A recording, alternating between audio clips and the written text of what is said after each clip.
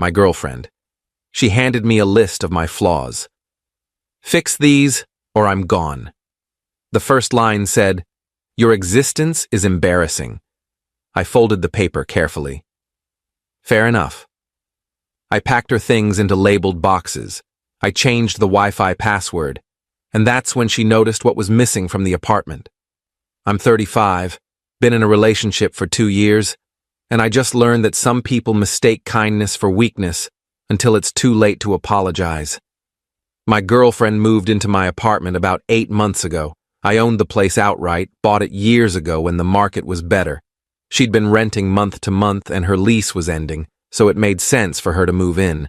Save money, spend more time together, see if we were compatible long-term, standard relationship progression. The first few months were fine, normal adjustment period stuff. She had opinions about furniture placement, wanted to redecorate some areas, needed closet space.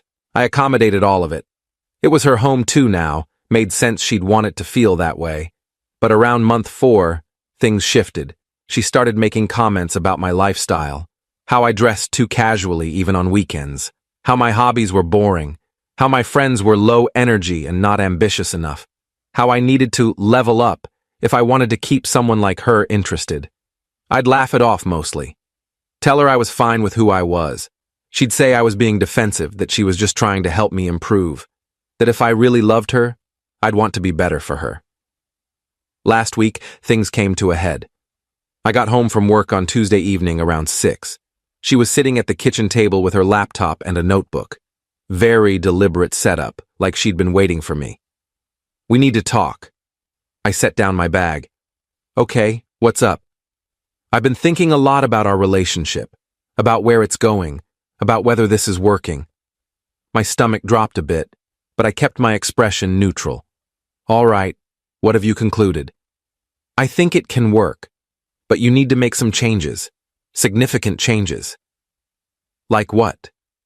She slid a piece of paper across the table. "I made a list. These are the things that bother me, the things you need to fix if you want this relationship to continue." I picked up the paper.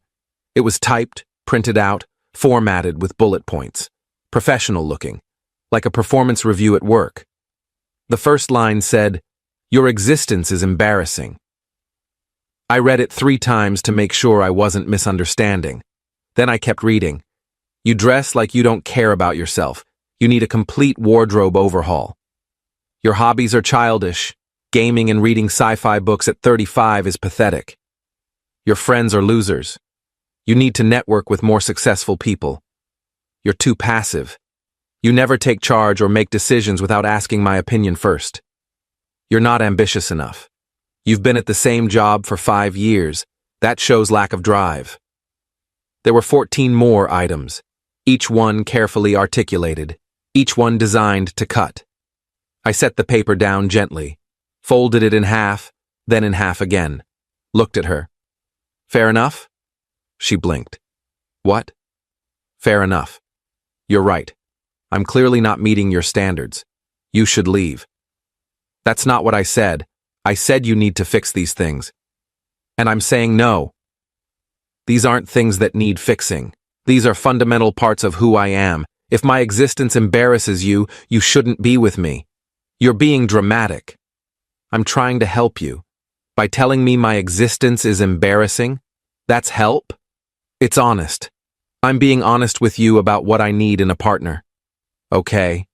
And I'm being honest with you that I'm not interested in becoming someone else to keep you happy. So you should probably start packing." She looked shocked, like she'd expected me to apologize and promise to change. "You're breaking up with me over this?" "No.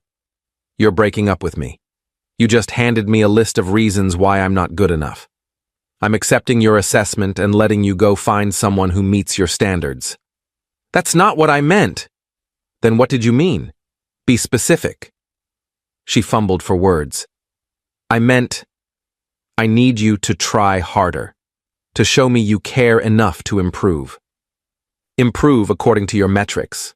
Become who you want me to be instead of who I am. That's how relationships work. People compromise." "Compromise, sure. Complete personality overhaul? No. Those are different things. So you're just giving up? You're not going to fight for us? Fight for us? You just told me my existence is embarrassing. What exactly am I fighting for? The privilege of being with someone who fundamentally doesn't respect me? She started crying. You're twisting my words. I do respect you. I just think you could be better. Better by whose standard? Yours, not mine. I'm fine with who I am. If you're not, that's a you problem, not a me problem. I stood up, went to the bedroom, started pulling out suitcases from the closet. She followed me. What are you doing? Helping you pack. You said you'd leave if I didn't fix these things. I'm not fixing them. So logically, you're leaving. Stop. Just stop. Let's talk about this. We did talk about it. You made your position clear. I'm making mine clear. There's nothing left to discuss. I spent the next hour methodically packing her things. She alternated between crying, arguing, and sitting in stunned silence. I stayed calm, efficient, focused on the task. Her clothes, her toiletries, her decorations. Everything that was hers went into boxes and suitcases. She kept saying I was overreacting, that she didn't actually want to leave, that she was just trying to communicate her needs. I didn't argue, just kept packing. Update 1 by 9 p.m., most of her stuff was packed. I'd labeled each box with its contents, bedroom items, kitchen items, living room decorations, bathroom supplies, very organized, very thorough. She was sitting on the couch, mascara streaked, phone in hand. Where am I supposed to go? I don't have anywhere lined up. You can stay with friends tonight, or get a hotel, but you're not staying here. This is my home too. No, it's my apartment. You moved in 8 months ago. Your name's not on the lease or the deed. And you just told me you find my existence embarrassing. People who find me embarrassing don't live in my home. You're being cruel. I'm being clear. There's a difference. You set the terms. You said fix these things or you're gone. I said I'm not fixing them, so you're gone. Those were your rules, not mine. I didn't think you'd actually choose to lose me over this. You didn't think I'd have enough self-respect to not tolerate being insulted in my own home. You miscalculated. Her phone rang. One of her friends. She answered, started crying again, explained the situation in a way that made me sound unreasonable. I heard the friend's tinny voice through the speaker, supportive and outraged on her behalf. She hung up.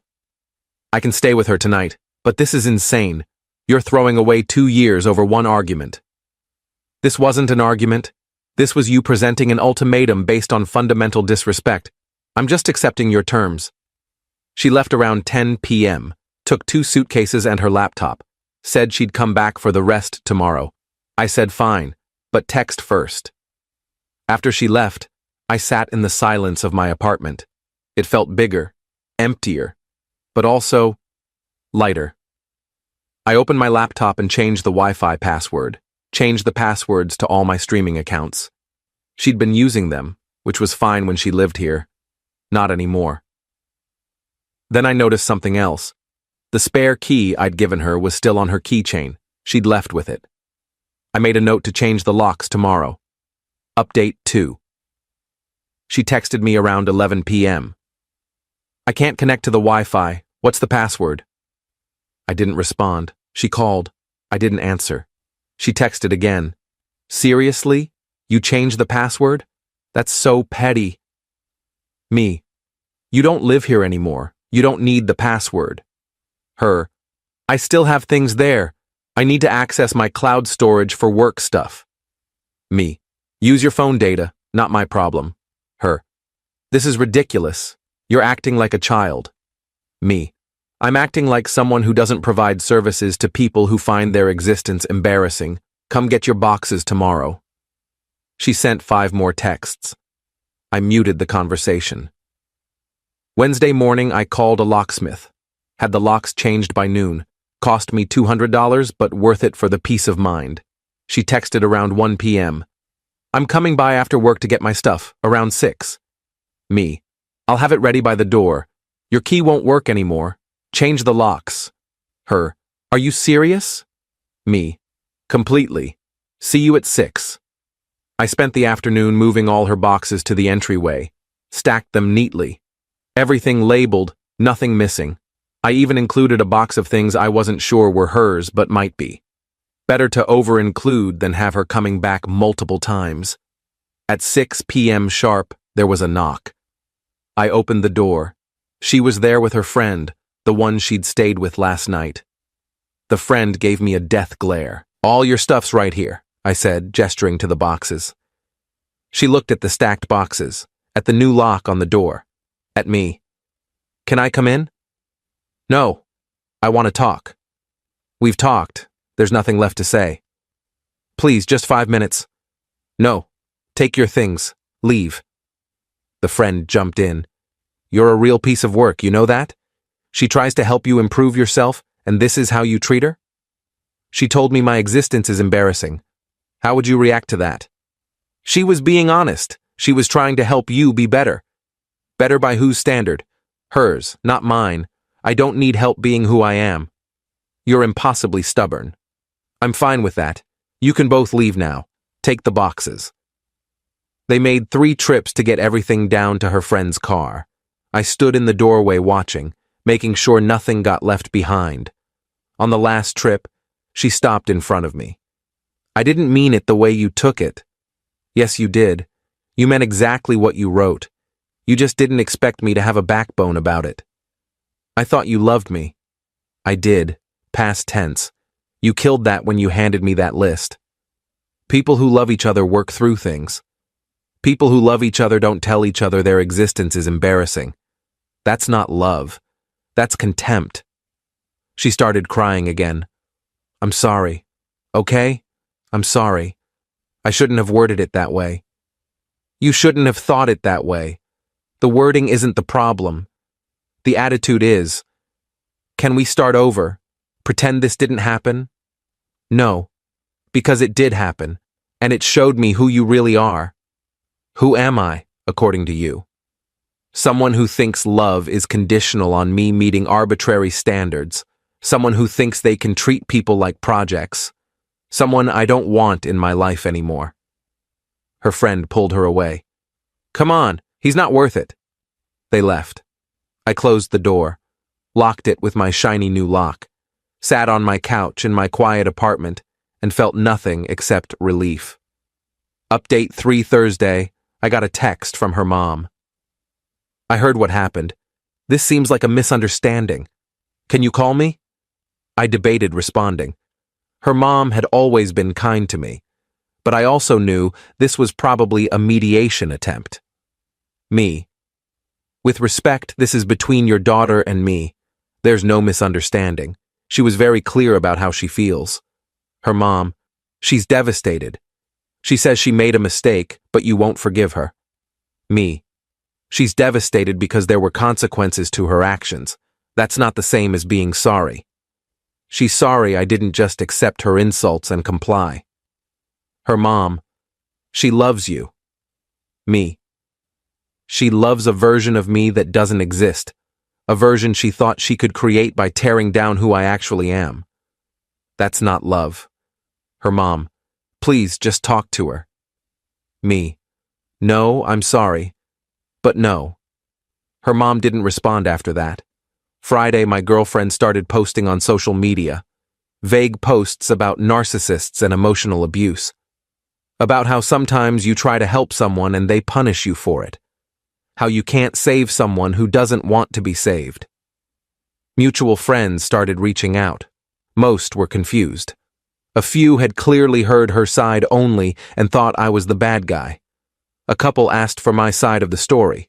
I told them the truth, showed them a picture of the list. The "your existence is embarrassing" line. Watched their faces change as they rate it. "Oh, yeah, that's really harsh." "Right. So when she says I'm punishing her for trying to help, understand that her help was telling me I'm fundamentally flawed and need to change who I am." Word spread. The narrative shifted. More people reached out to me privately. I had no idea. "She made it sound like you just snapped." That list is brutal. By Saturday, her social media posts had stopped. I think enough people had asked her about the list that she realized her victim narrative wasn't landing. Sunday afternoon, she texted me. "Can we meet for coffee, please, just to talk?" Me. Why? Her. Because I miss you. Because I made a terrible mistake. Because I want to fix this. Me. Fix what? Your opinion of me or my opinion of you? Her. Both. Me. I'm not interested. Move on. Her. Just one coffee. That's all I'm asking. I thought about it. Part of me was curious what she'd say. Part of me knew it was a trap. That she'd try to manipulate me, make me feel guilty, wear me down. Me. No. I'm done. Stop contacting me. Her. I'm not giving up on us. Me. There is no us. There's you and there's me. Separately. Accept it. I blocked her number after that. Update 4. 2 weeks later, I ran into her at a coffee shop. Pure coincidence, I wasn't expecting her. She saw me first. Hey. I nodded, kept walking toward the counter to order. She followed. Can we talk? Just for a minute? I don't think that's a good idea. Please, I've been in therapy, working on myself, understanding why I did what I did. Good for you, genuinely, but that doesn't change anything between us. I want to apologize. Really apologize. I got my coffee, found a table in the corner. She sat across from me without being invited. I was projecting, she said. My ex used to criticize me constantly, told me I wasn't good enough. It messed with my head. When I got with you, you were so comfortable, so content with yourself. It bothered me because I could never be that way. So I tried to change you into someone more like my ex, someone ambitious and driven and never satisfied, because that's what I thought success looked like. Okay. I'm sorry. Really, genuinely sorry. That list was cruel. You didn't deserve it. You're a good person, and I tried to tear you down because I was insecure. I appreciate the apology, and I'm glad you're getting help, but it doesn't change my decision. Why not? Because even if you understand why you did it, you still did it. You still thought those things about me. You can't unring that bell. People make mistakes. That wasn't a mistake. Mistakes are accidents. That was a deliberate choice to hurt me into compliance. That's different. I love you. Maybe you do, but not in a way that's healthy for me. And I'm not interested in finding out if you can learn to love me better. I'd rather be alone. She started crying. Again. I don't know what else I can say. There's nothing to say. You wanted me to change who I was. I refused. You left, in effect. Now we're done. That's the story. There's no third act where we reconcile and learn lessons together. This is the ending. I stood up, left my half-finished coffee on the table, walked out. She didn't follow. Final update. That was 3 months ago. I haven't heard from her since the coffee shop. Mutual friends say she's dating someone new, some guy who works in finance, very ambitious, always networking. Sounds exhausting. Perfect for her. I'm still in my apartment, still have the same job, still dress casually on weekends, still read sci-fi books and play video games, still hang out with my low-energy friends who make me laugh and never make me feel like I need to be someone else. I'm also dating someone new. Met her through a friend. She's a teacher, loves her job even though it doesn't pay great, reads fantasy novels and watches anime, thinks my hobbies are cool, not childish, doesn't have a list of ways I need to improve. We were at her place last weekend. She asked me about my ex, what happened. I told her the story, showed her a picture of the list I'd kept on my phone. She read it quietly, then looked at me. Your existence is embarrassing. Jesus. Who says that to someone they supposedly love? Someone who doesn't actually love them. And you just packed her stuff? Changed the locks? Yep. That's the most ruthlessly calm breakup I've ever heard of. I wasn't calm. I was hurt. But I wasn't going to let her see me hurt. Wasn't going to give her the satisfaction of knowing she got to me. Did she? Get to you? For about a week. Then I realized I felt better without her than I ever did with her. That's when I knew I'd made the right call. She kissed me. I'm glad you did. Otherwise, I wouldn't have met you. Yeah, silver linings and all that. Last week, I got a message request on social media from my ex. I almost deleted it without reading. But curiosity won. I heard you're seeing someone. I hope she appreciates you more than I did. I really am sorry for how I treated you. You were right about everything. I wasn't in love with you. I was in love with the idea of molding someone into what I thought I wanted. That was wrong. I hope you're happy. I read it twice, felt nothing. No anger, no vindication, no sadness. Just acknowledgement that she'd finally figured it out. I didn't respond. Just closed the message. Went back to living my life. The list is still on my phone. I've thought about deleting it, but I keep it as a reminder. Not of her, but of the moment I chose self-respect over trying to be enough for someone who'd already decided I wasn't. Your existence is embarrassing. That line will stay with me forever. Not because it hurt, though it did, but because it clarified everything. It showed me exactly who she was and what she thought of me. And it gave me permission to walk away without guilt.